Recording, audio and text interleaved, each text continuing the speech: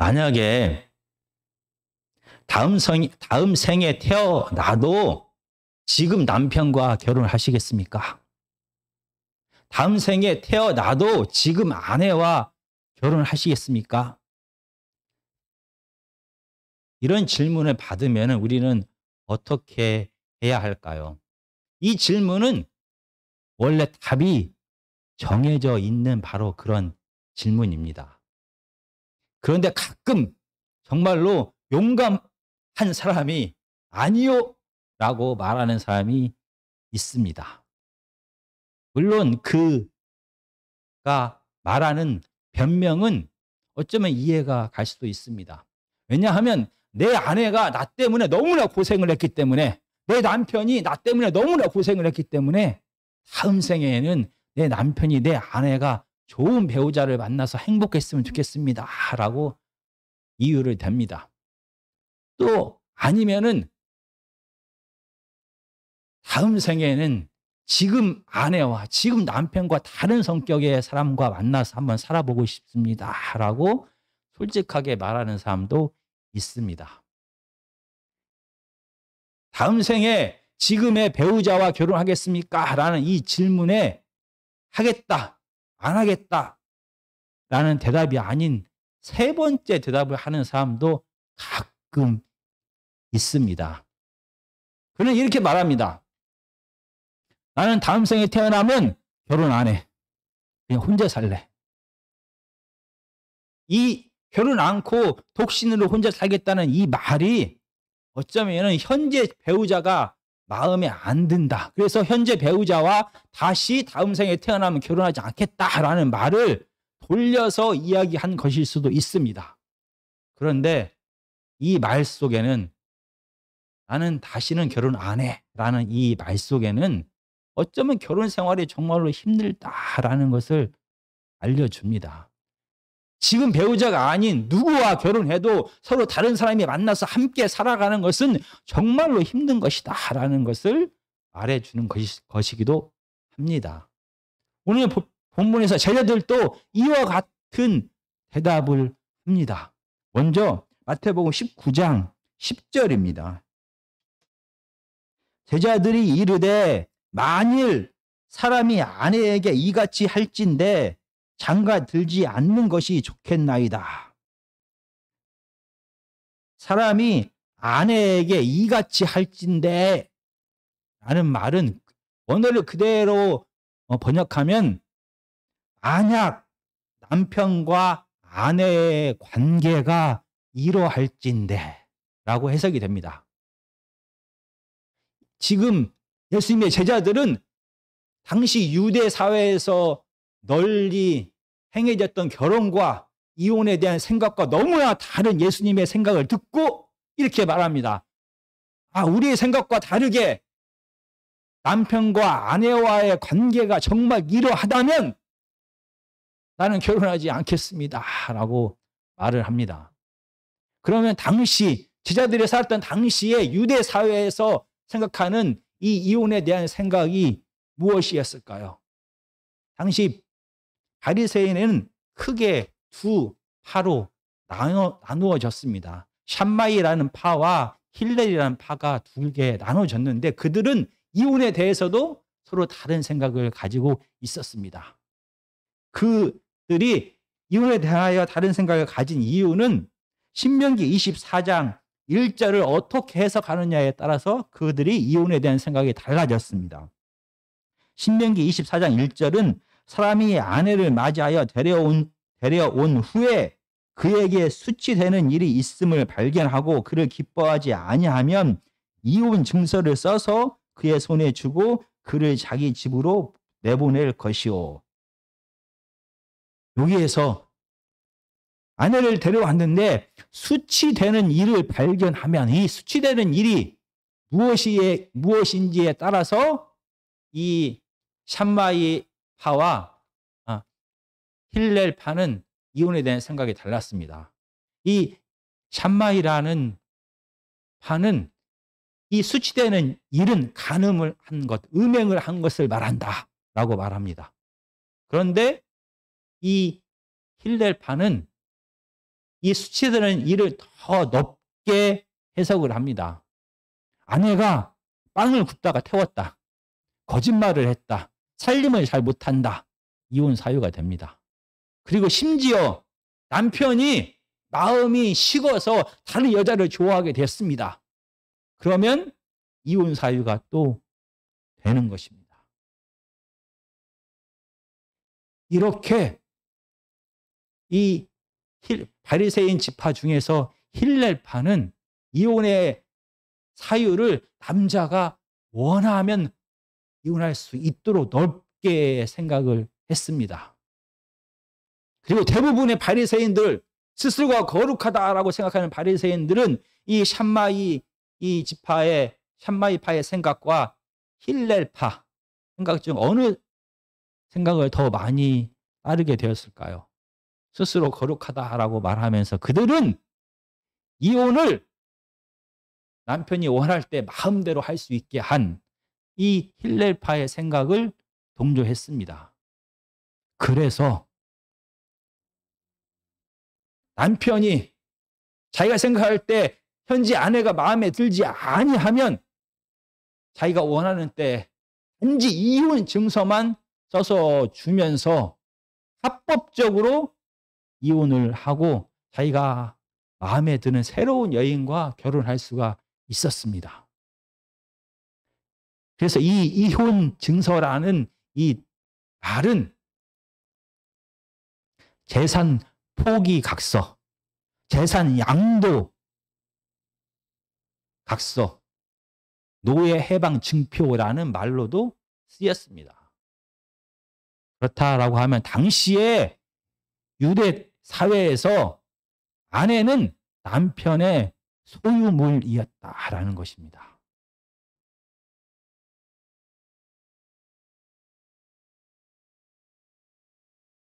이렇게 이혼이 남편의 뜻에 따라서 남편이 원하는 때 원하는 이유를 들어서 어떻게 해서라도 합법적으로 이혼할 수 있었던 사회가 당시 유대 사회였습니다. 이혼에 대한 그러면 예수님의 생각이 무엇입니까?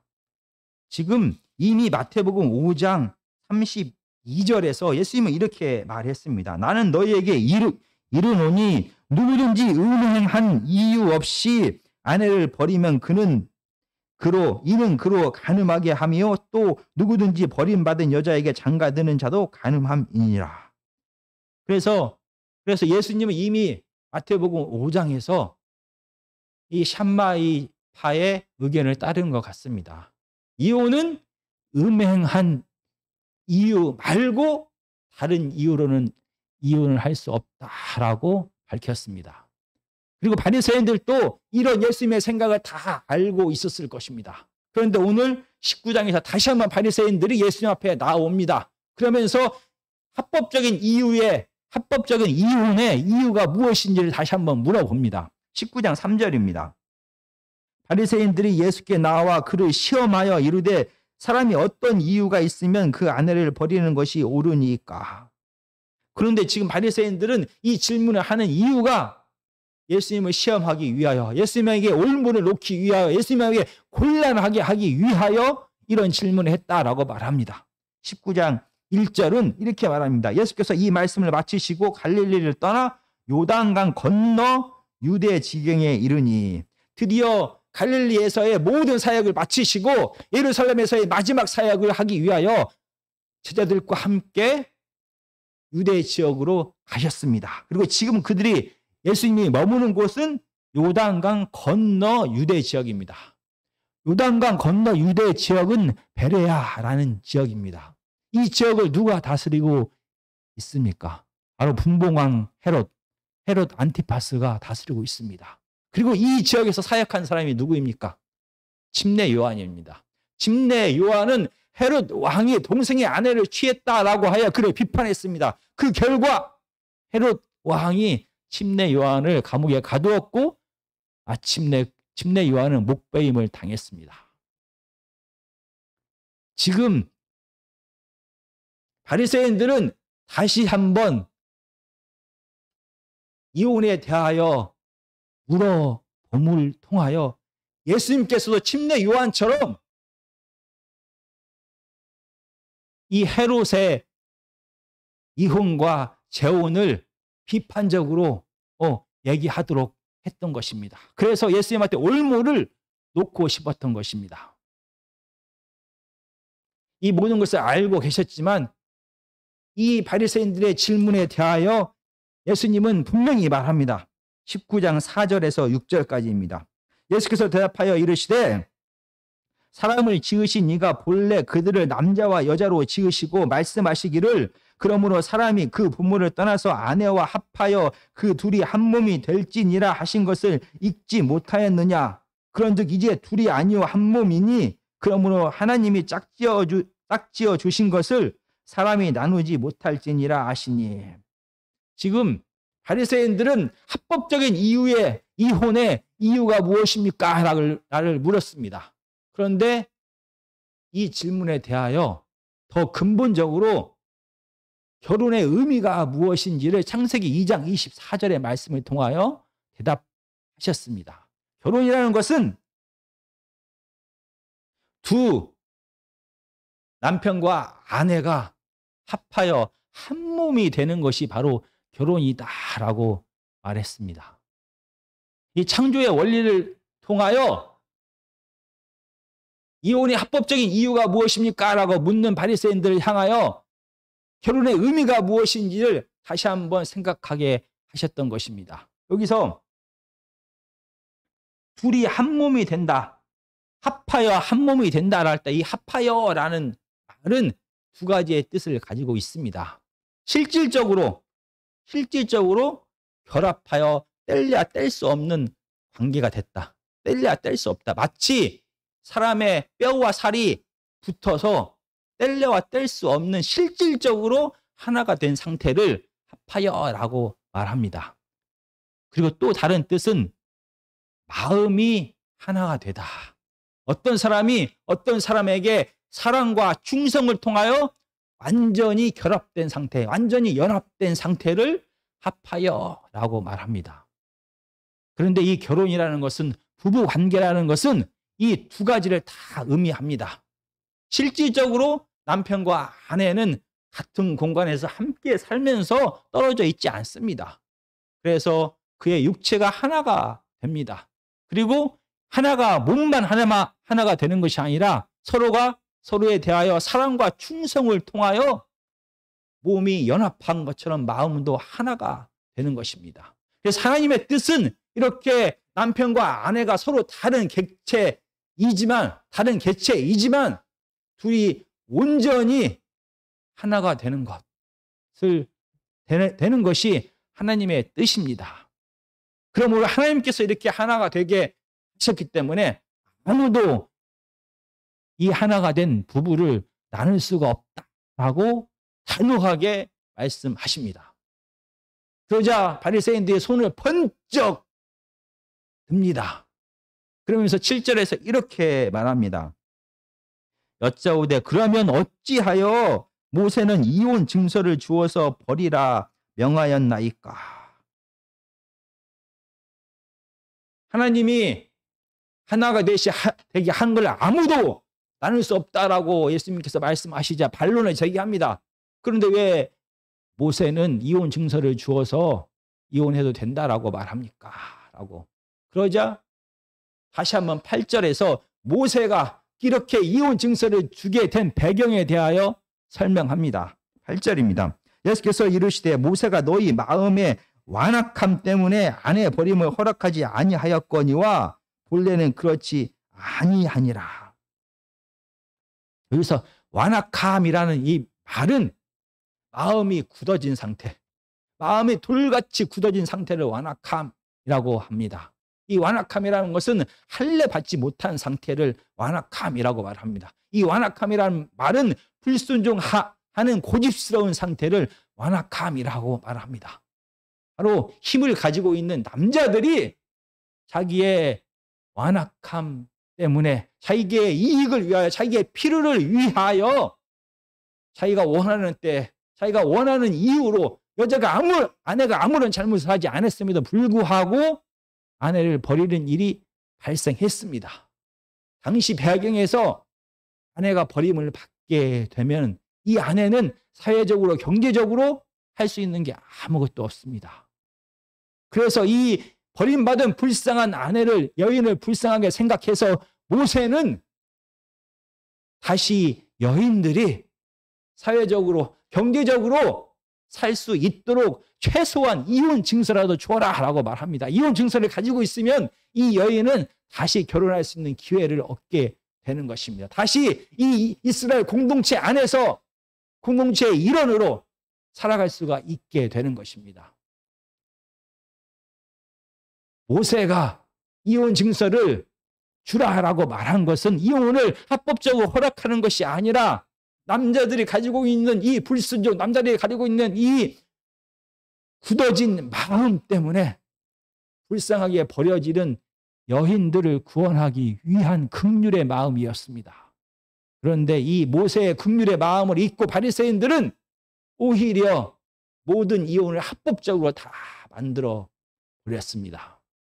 그러나 다시 원래 남자와 여자를 통하여 가정을 이루게 하신 하나님의 창조의 원리를 들어서 결코 사람이 하나님께서 하나가 되게 하신 것을 나눌 수 없다라고 예수님은 단호하게 말씀하셨습니다. 물론 예외를 인정했습니다. 음행한 경우에는 이혼을 해도 된다라고 말씀하셨습니다. 이런 당시의 결혼과 이혼에 대한 생각과 너무나 다른 예수님의 이혼에 대한 이야기를 듣고 제자들은 깜짝 놀랐습니다. 예수님의 이 결혼에 대한 생각은 당시 유대 남자들의 모든 생각을 다 뒤집어 엎었습니다. 당시 유대 남자들은 여자는 남자의 소유물이고 남자를 위해서 존재한다라고 생각을 했습니다. 그래서 여자는 남자와 함께 동등한 위치에 있는 것이 아니라 열등한 위치에 있다라고 생각을 했습니다. 그런데 오늘 본문에서 예수님은 하나님의 창조의 사역, 창조의 이야기를 통하여 하나님이 남자와 여자를 동등하게 창조했다라고 말씀을 하십니다. 그러면서 여자가 열등한 것이 아니다. 남자와 동등하게 하나님께서 창조했다라는 것을 강조하십니다. 그리고 두 번째로 이 결혼이라는 제도는 사람이 모세가 만든 것이 아니라 창조주 하나님에 의하여 시작되었다라는 것을 다시 한번 강조합니다. 그래서 그냥 내 필요를 위하여 내 이익을 위하여 나를 위하여 존재하는 결혼 제도가 아니라 이 결혼이라는 것은 하나님 안에서 서로가 서로를 결합하게 하는 언약이다라는 것을 예수님은 강조하는 것입니다. 사람을 위하여 사람의 뜻대로 사람이 남자가 원하는 것을 얻기 위하여 존재하는 것이 결혼이 아니라 하나님의 뜻 가운데서 하나님께서 언약으로 세우신 것이 바로 이 결혼 생활이다라는 것을 예수님은 분명히 말합니다. 그래서 유대 남자들이 자기네들이 원하는 시간에 원하는 때 원하는 방법대로 아내를 버릴 수 있는 것이 아니다라는 것을 분명히 말합니다. 그리고 아내가 남편을 위하여 존재하는 것이 아니다라는 것을 분명히 말합니다. 서로가 서로를 위하여 내 남편의 필요를 채우기 위하여 존재하는 것이 아니라 하나님의 언약 안에서 하나님의 뜻대로 이 가정이 유지되는 것이다라는 것을 제자들은 듣게 됩니다. 이 결혼이라는 것이 남자에게 도움이 되는 이익이 되는 필요를 채워주는 그리고 필요가 없어지면 그냥 이혼증서 하나 써주고 버려도 되는 것이 아니다라는 것을 깨닫게 됩니다. 그러자 제자들의 반응은 이렇게 남자와 여자와의 관계가 자기네들의 생각과 다르게 남자를 위해서 존재하는 여자가 아니고 하나님 안에서 동등하게 생활하는 것이 결혼 생활이다라는 것을 듣게 되자 이렇게 남자 여자의 관계가 이러하다면 난 결혼하지 않겠습니다 라고 말합니다. 지금까지 내가 누리고 있는 이 모든 권리 내가 지금까지 누리고 있는 내 이익을, 내 필요를 채워주기 위한 이 결혼이라는 제도가 아니라면 뭐로 힘들게 결혼을 합니까? 라고 대답을 합니다. 이 대답에 대하여 혼자 사는 것 역시 하나님의 뜻 안에 있다라고 예수님은 말씀을 하시면서 이 결혼과 이혼에 대한 이야기를 마칩니다. 그런데 한편으로는 답답합니다. 이기적인 사람과 사람이 만나서 가정을 이루게 됩니다. 하나님께서 원했던 온전한 하나됨을 이루는 것이 가정입니다. 그런데 이기적이고 마음이 굳은 사람들끼리 만나서 가정을 이루는데 어떻게 하나님께서 원하시는 온전한 하나됨을 이룰 수가 있는 것입니까? 에 대한 답이 없는 것 같습니다. 그냥 예수 그리스도께서 생각하시는 결혼과 이혼에 대한 이야기를 하면서 끝나는 것 같습니다. 어떻게 이 결혼 생활이 하나님의 뜻대로 유지될 수 있습니까? 라는 질문에 답이 없는 것 같은데 마태는 13절부터 15절까지 간접적으로 이 질문에 대하여 답을 합니다. 13절입니다. 그때 사람들이 예수께서 안수하시고 기도해 주심을 바라고 어린아이들을 데리고 오매 제자들이 꾸짖거늘 예수께서 이르시되 어린아이들을 용납하고 내게 오는 것을 금하지 말라. 천국이 이런 자의 것이니라 하시고 그들에게 안수하시고 거기를 떠나시니라.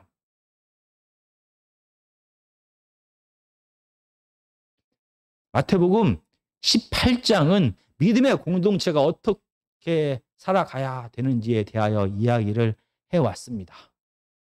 그리고 심지어 제자들조차 믿음의 공동체 안에서 서로가 서로보다 더 높아지려고 하고 서로가 서로를 다스리려고 하는 이 제자들을 향하여 예수님은 어린아이를 데려옵니다. 그리고 어린아이와 같이 될 때 이 믿음의 공동체가 시작되는 것이고 어린아이와 같이 될 때 이 믿음의 공동체가 유지되는 것이다 라는 이야기를 18장에서 하십니다. 그리고 19장에서는 오늘 본문에서는 믿음의 공동체 중에서 가장 작고 기초가 되는 공동체 가정에 대하여 이야기를 하십니다. 그리고 같은 말씀을 하시는 것입니다.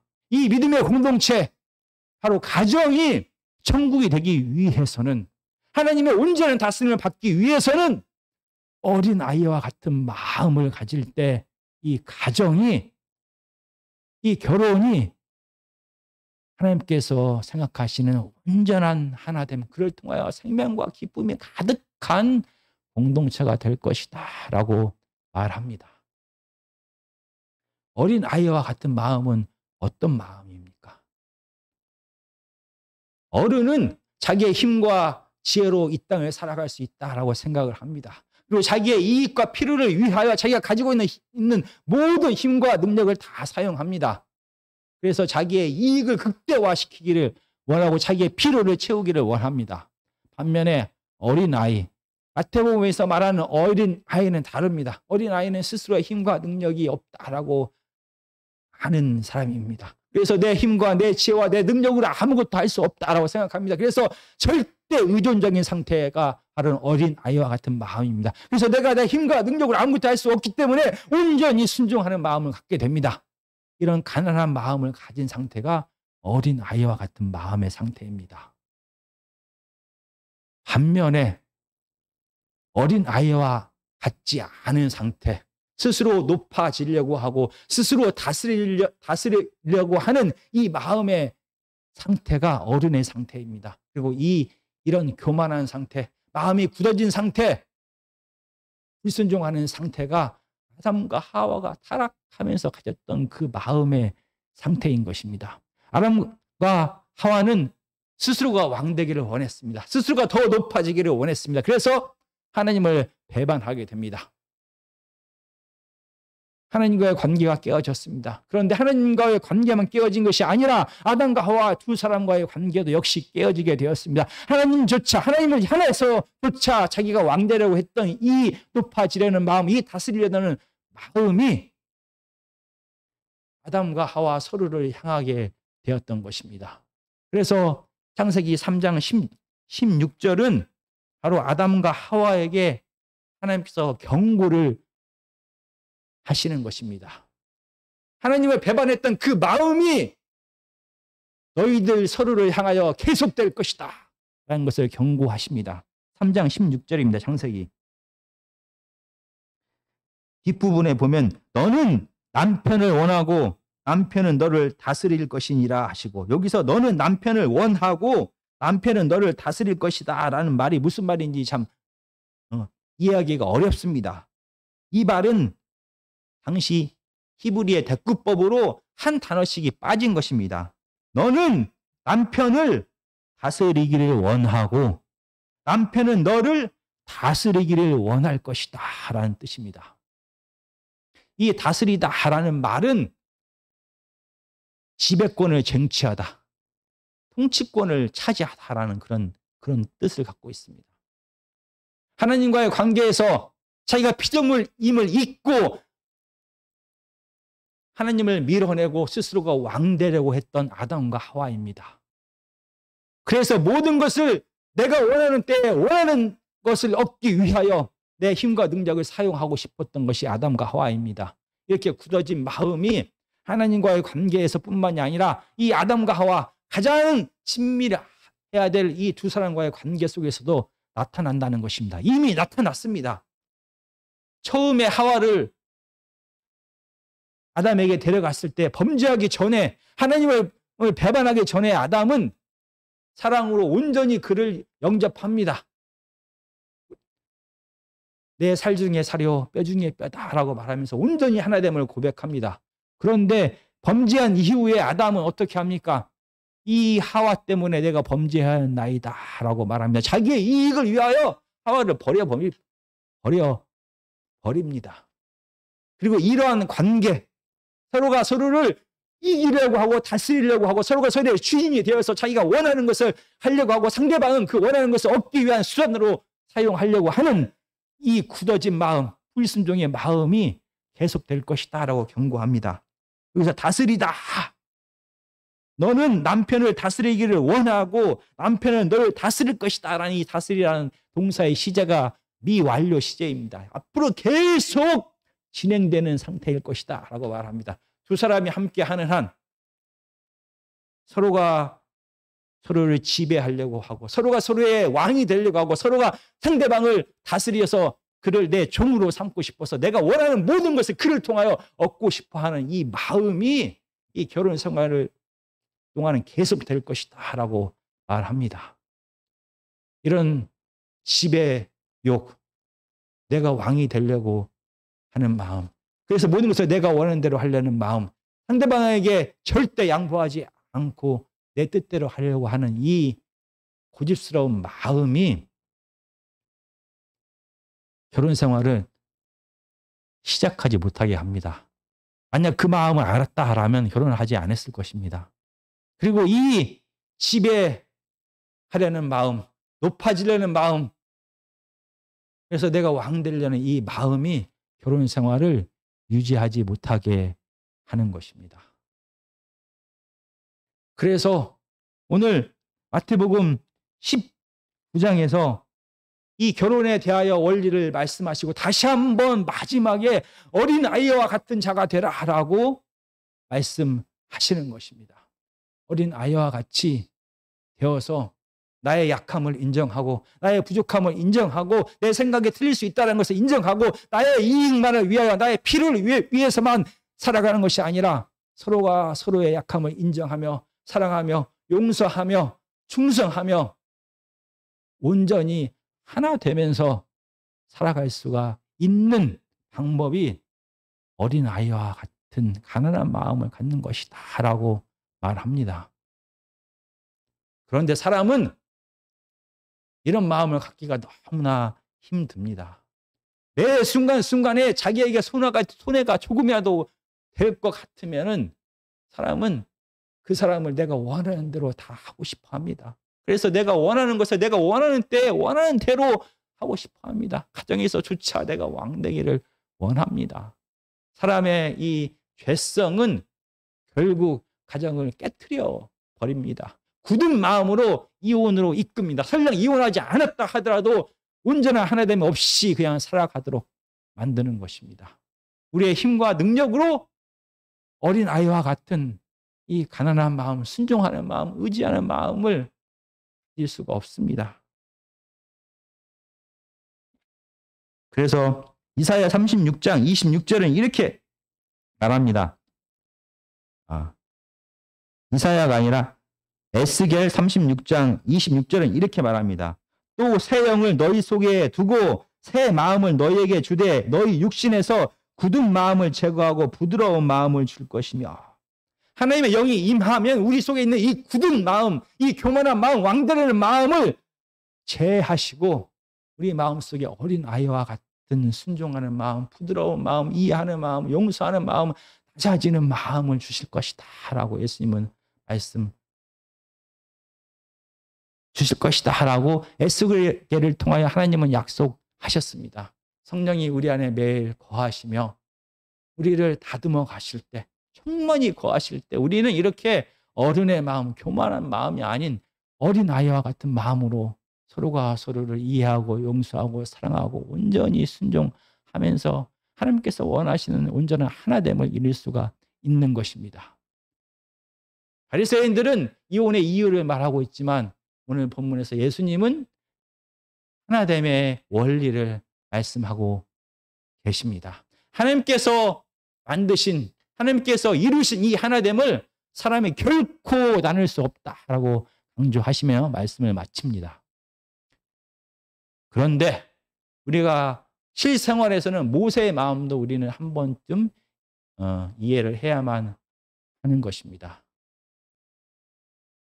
누군가가 그렇게 어떤 여인처럼 모세가 의 상황 속에서 버려진 어떤 여인과 같은 상황일 때는 모세의 마음으로 다시 한번 이 하나님의 원리를 우리가 고민해봐야 하는 것도 우리의 현실입니다. 정말 우리 안에 하나님께서 굳은 마음을 제하시고 성령을 통하여 어린 아이와 같은 마음을 주시기를 간절히 기도하겠습니다.